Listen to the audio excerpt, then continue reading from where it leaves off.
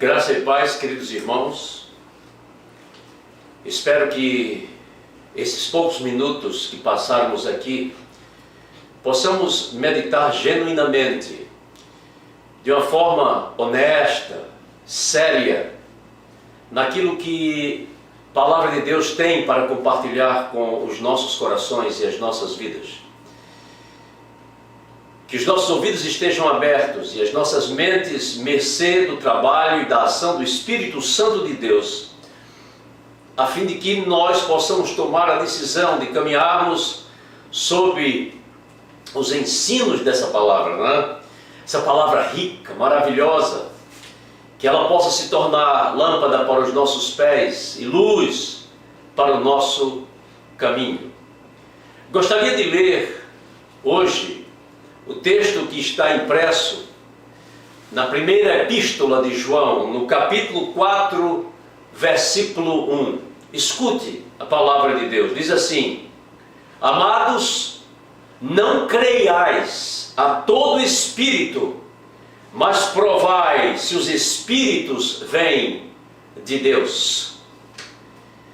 É muito importante sabermos que nós vivemos num mundo essencialmente espiritual. Embora nós possamos ver um ao outro seres humanos, mas todos os seres humanos são essencialmente espírito ou seres espirituais.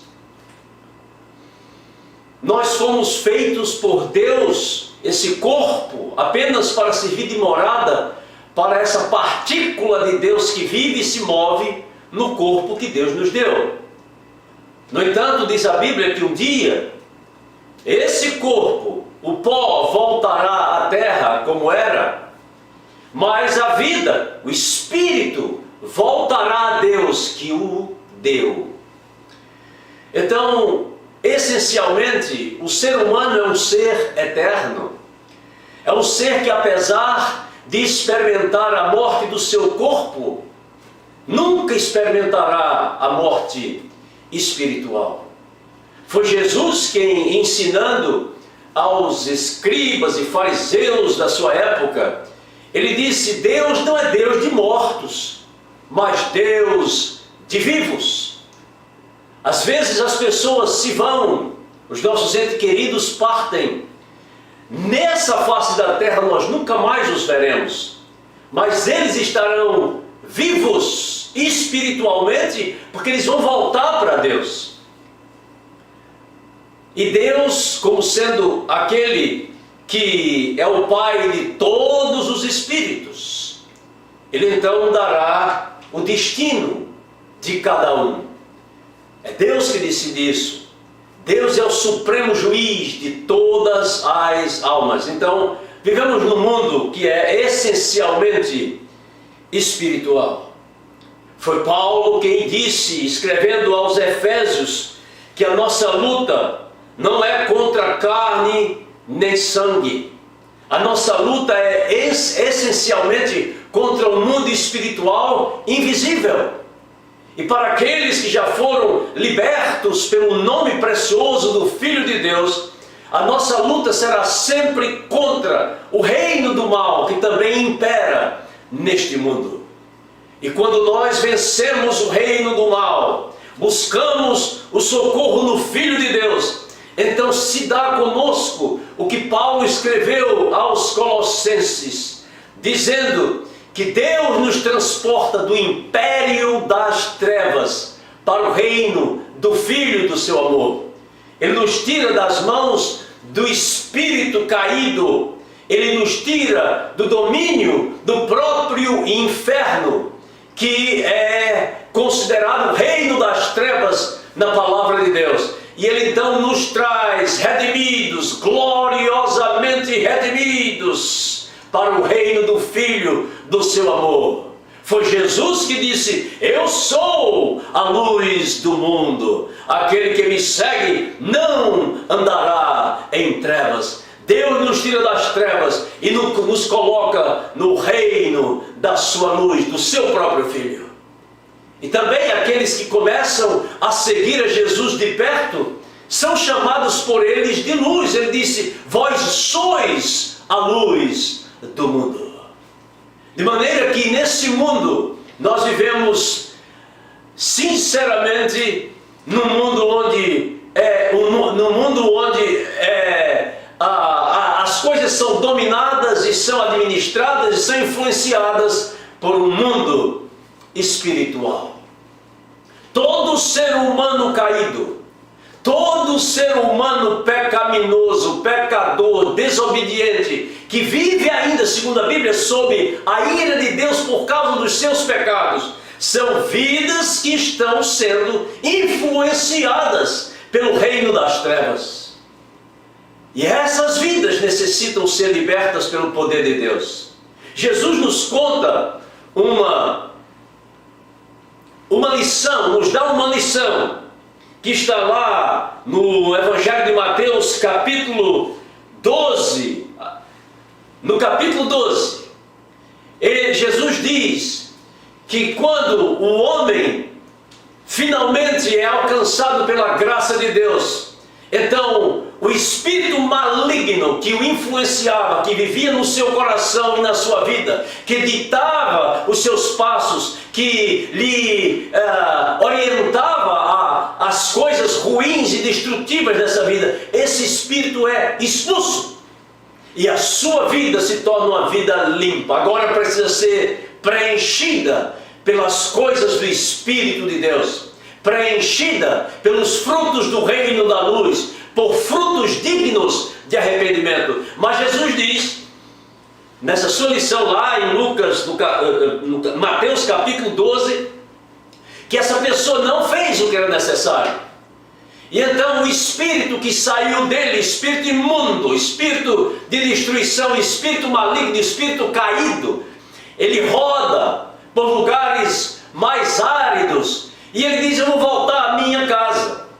E ao chegar de volta exatamente na vida daquele da qual ele foi expulso, Jesus diz que ele encontra aquela casa simplesmente limpa, bonita, completamente remodelada, adornada, mas não tem nada lá dentro. Não houve esforço, não houve uma busca, não houve a dedicação agora para preencher o que havia se esvaziado nele com coisas boas e construtivas e com o Espírito de Deus. Então aquele espírito imundo vai correndo e volta trazendo consigo mais 7 espíritos, e Jesus conclui dizendo: o último estado desse homem torna-se pior do que o primeiro. Nós vivemos num mundo espiritual, onde nós somos, quer queira quer não, a vida dos homens estão sendo caçadas por espíritos malignos. É verdade que muita gente não crê nisso. No entanto, é isso que a Bíblia nos ensina. O espírito dos homens, está havendo uma competição. O reino das trevas, reino caído, demônios por todos os lados, em busca de destruir a vida dos seres humanos. E há muitas vidas sendo destruídas. Uma vez, um poeta inglês por nome John Donne, que viveu lá pelos anos, metade dos anos de 1500, ele disse: ninguém é uma ilha. Ou seja, nós não somos pessoas que devemos ou podemos viver isolados uns dos outros. Os seres humanos somos todos dependentes uns dos outros. Aliás, é um outro ser humano que me deixa saber quem eu sou. Que eu sou um ser humano, que eu tenho um semelhante. Aprendo a falar com o meu semelhante, a andar, eu aprendo com ele, a caminhar. As coisas que eu aprendo da vida, aprendo com outros seres humanos. Então ninguém é uma ilha, somos interdependentes. Há um problema, porém, é que nós, como disse, vivemos no mundo espiritual, e esse mundo é influenciável. Nós somos influenciáveis. Nós nos deixamos influenciar na sala de aula, nas companhias, com as pessoas com quem nós nos relacionamos. E tanto aprendemos as coisas boas como as coisas ruins. Só que coisas ruins, comportamentos maus, pecaminosos, geralmente vêm do pacote. Ninguém precisa ensinar a ninguém a mentir. Ninguém precisa ensinar a ninguém a adulterar. Aliás, essas pessoas não precisam de alguém, de um pastor, de um pregador, de um padre, seja lá o que for, para lhe dizer quando ele mente, quando ele trai a esposa. Não, ninguém, todos nós sabemos o que é pecar. E é exatamente esse mundo que nos induz a fazermos tantas coisas que destroem as nossas almas.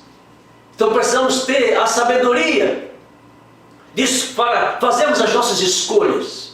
O apóstolo Paulo escreveu aos Coríntios, na 1 de Coríntios capítulo 15, versículo 33, dizendo: não vos enganeis, as más companhias corrompem os bons costumes. Há uma competição entre trevas e luz. E nós precisamos tomar decisões nessa vida, porque a nossa vida não é apenas isso que nós vemos no espelho. As nossas vidas não são as coisas que nós fazemos nesse mundo. As nossas vidas não são simplesmente aquilo que nós adquirimos. Jesus diz: não vos enganeis, porque a vida de qualquer não consiste na quantidade de bens que possui. Há muitas pessoas que se incham no seu ego, porque têm as suas contas bancárias cheias, grandes, gordas, poderosas. E às vezes humilham inclusive os seus semelhantes por causa disso. As nossas vidas não consistem nos bens que nós podemos acumular nesse mundo. As nossas vidas, elas têm um valor muito maior, muito mais elevado do que qualquer coisa. Foi Jesus que disse que a vida do homem, ela vale mais do que o mundo inteiro. Então nós precisamos tomar o cuidado e descobrir sobre a quem nós estamos ouvindo. João escreveu dizendo: não dê crédito a todos os espíritos, apenas prove se o espírito vem de Deus. Procure entender. E como é que nós provamos isso? Qual é a linguagem que está sendo ensinada? Qual é o comportamento que está sendo ensinado para a minha pessoa? Quais são as companhias com quem eu caminho, que eu escolho para a minha vida? O que elas dizem aqui nesses ouvidos? Nós aprendemos. Muitas vezes nós imitamos as pessoas e muitas vezes pagamos um preço altíssimo. Foi Jesus que nos ensinou, meus amados irmãos, que nós precisamos escolher a base sobre a qual vamos construir a nossa vida nesse mundo. E lá em Mateus, no capítulo 7, de 24 a 28, Jesus fala sobre dois fundamentos. Ele nos fala nesses capítulos sobre alguém que construiu a sua casa sobre a rocha, sobre os seus ensinos, sobre as coisas que ele compartilha com homens pecadores como nós, sobre os ensinos que nos fazem aos poucos nos retirarmos do reino das trevas e nos encontrarmos libertos no reino da luz. Mas ele também ensina sobre aqueles que ouvem tudo isso e não tomam uma decisão na sua vida. E caminham sabendo qual é o caminho certo, o que é que se deve fazer para vencer, não apenas aqui, porque a vitória daqui simplesmente é uma vitória que vai valer a pena por um tempo, mas nós não a carregamos a eternidade adentro. A nossa vitória, ela tem que ser de tal maneira grande, enorme, que ela se estique até os céus e nos garanta a nossa entrada lá. Jesus disse que quem ouve as suas palavras e não pratica, não vive, é semelhante ao homem que edificou a sua casa na areia. E quando vieram as enxurradas da vida, a queda daquela casa foi terrível. A quem é que você está dando ouvidos? Dê ouvidos ao Filho de Deus. Dê ouvidos aos seus ensinos. Fortaleça a sua vida, que é eterna. Ela não acaba num caixão e num buraco. Ela termina de volta nas mãos de Deus. E se você não tem no seu coração, na sua vida, uma base sólida, a base chamada Jesus Cristo e os seus ensinos, é possível, e isso vai acontecer, que você não volte, na verdade, para morar no reino dos céus, mas num outro reino, que é o reino das trevas. Isso você não vai querer. Aliás, isso soa até politicamente incorreto, mas é o que a palavra de Deus nos ensina. Ela nos chama ao arrependimento e nos manda colocar toda a nossa confiança e toda a nossa existência e toda a nossa fé em Jesus, a nossa esperança, aquele que faz do espírito caído um espírito vencedor, a própria luz do mundo. Senhor, nos abençoe e nos faça crer na sua palavra e colocar no Senhor a razão da nossa existência, que façamos do Senhor a nossa esperança e que o Senhor se torne o dono, aquele que veio nos resgatar e que seja entronizado no nosso coração pela nossa fé como Senhor e Salvador, suficientemente o nosso Salvador das nossas vidas. Nós oramos agradecidos em nome de Jesus. Amém.